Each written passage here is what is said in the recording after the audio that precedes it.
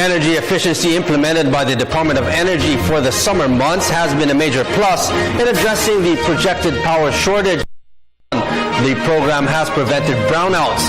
Because of this, energy experts are convinced it's now a must to institutionalize the program to be implemented all year round all over the country. And joining us tonight on NewsLife is Congressman Reynaldo Umali, Chairman of the House Energy Committee. Good evening, sir. Welcome to NewsLife. Hi, good evening, Robert. Good evening to all our televiewers. Now, Congressman, how important is energy efficiency to ensure energy security for the country?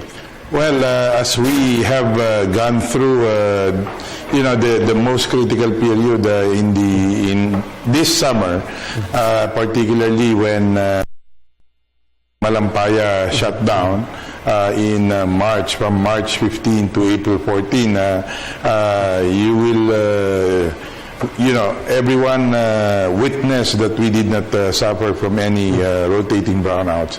And one thing that we saw was that the projected demand as per the outlook of Department of Energy is way above what really was the demand. Over the days and months that we monitored the at least 400 to about 500 megawatts of lower demand that we experienced during this critical period. Now, what makes an energy efficiency program be important for a household, factory, or an office? Well, first is on a more macro level.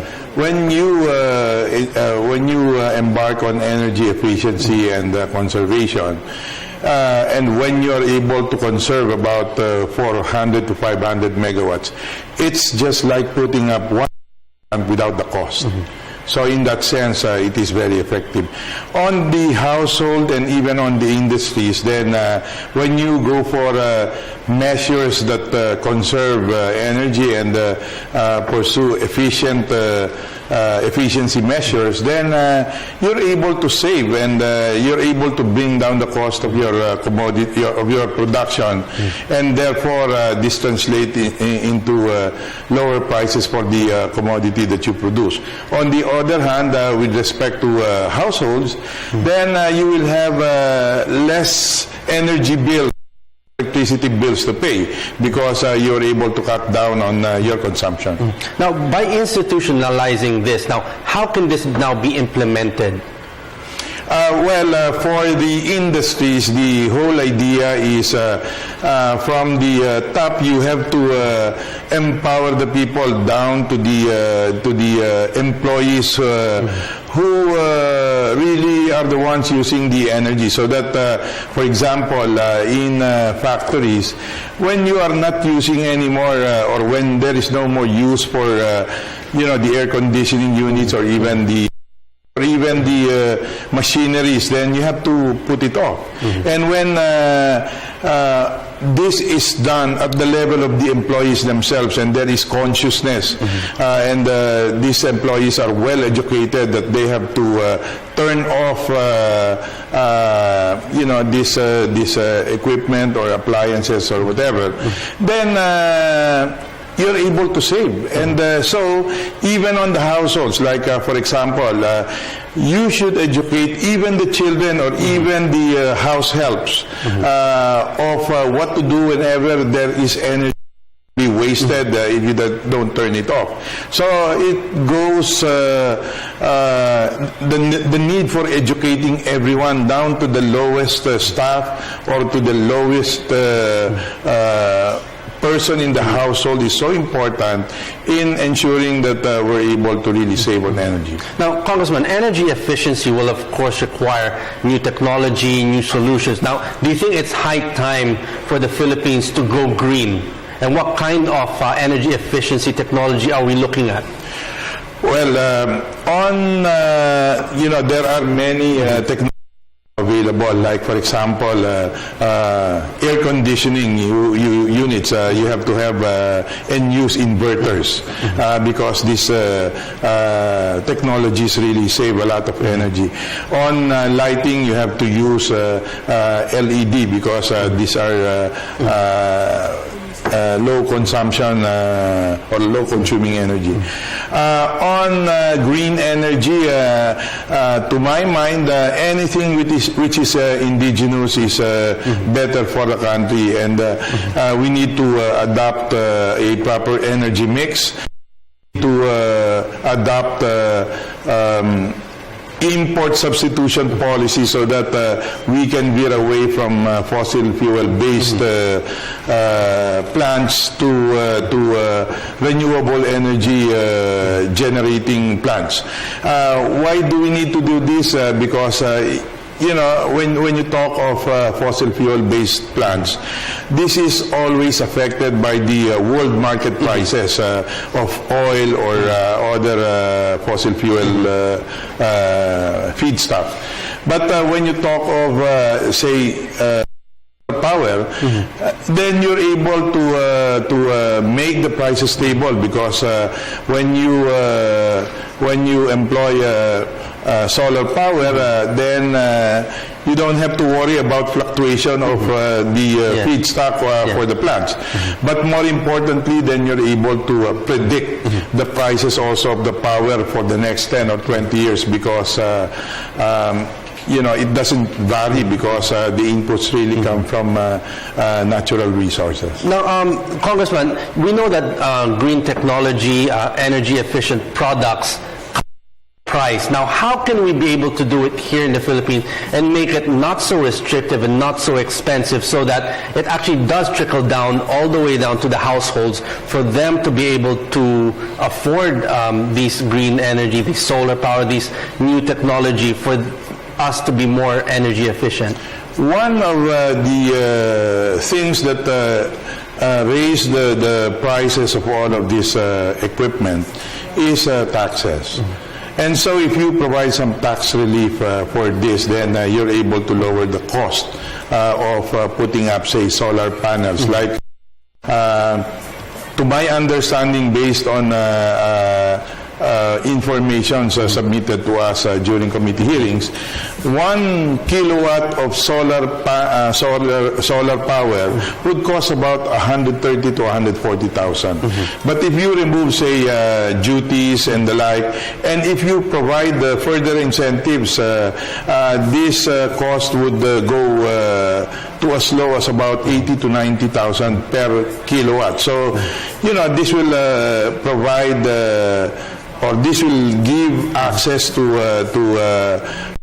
many of our consumers to avail of these solar panels, and at the same time, if there are programs of, say, financing companies providing, like how they do it, 6 months delay payments and installments and 0 interest, then I guess this will encourage a lot of the consumers to avail of this green technology. Now, Congressman, how long do you think before we can actually implement and institutionalize this on the macro level, so that companies, industries to actually support this and provide these kinds of energy efficient programs here in the Philippines? It's all about really crafting a clear program, a specific program.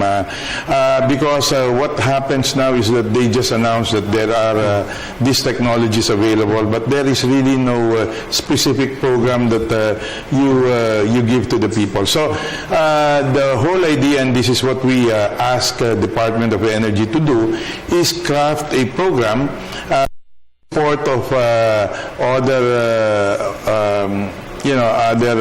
entities of government to craft a definitive program that will be easily understandable, and you provide certain tax relief or incentives, and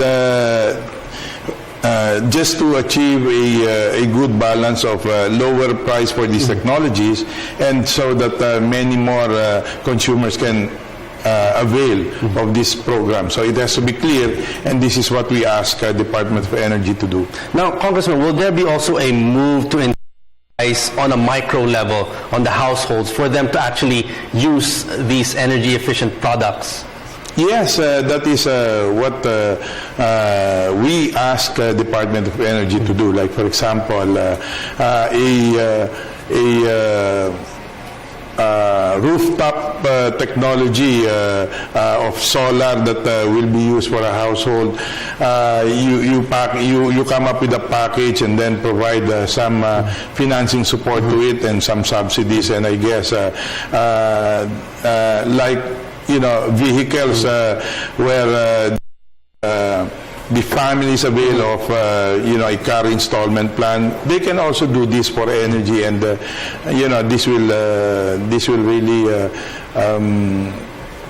strengthen the purchasing power of the consumers. Now, finally, Congressman, while we're waiting for this to be institutionalized and for this to actually be pushed here in the Philippines, what is your advice right now to our viewers in the household, how to become more energy efficient while waiting for this, and to help to ensure that we have enough electricity to last us?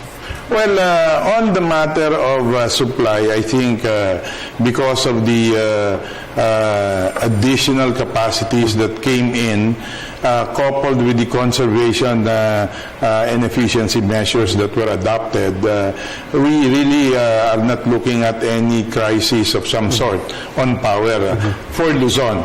But it is an altogether different case in Visayas and Mindanao, because today, when we monitored the supply of power in Visayas and Mindanao, they were both negative. So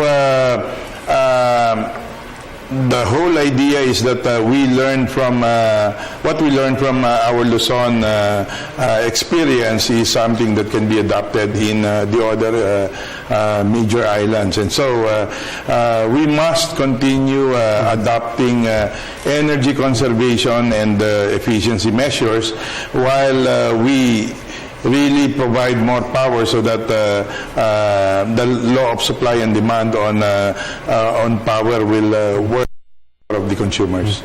Just to add, Congressman, so we won't be expecting any brownouts. This has been actually averted.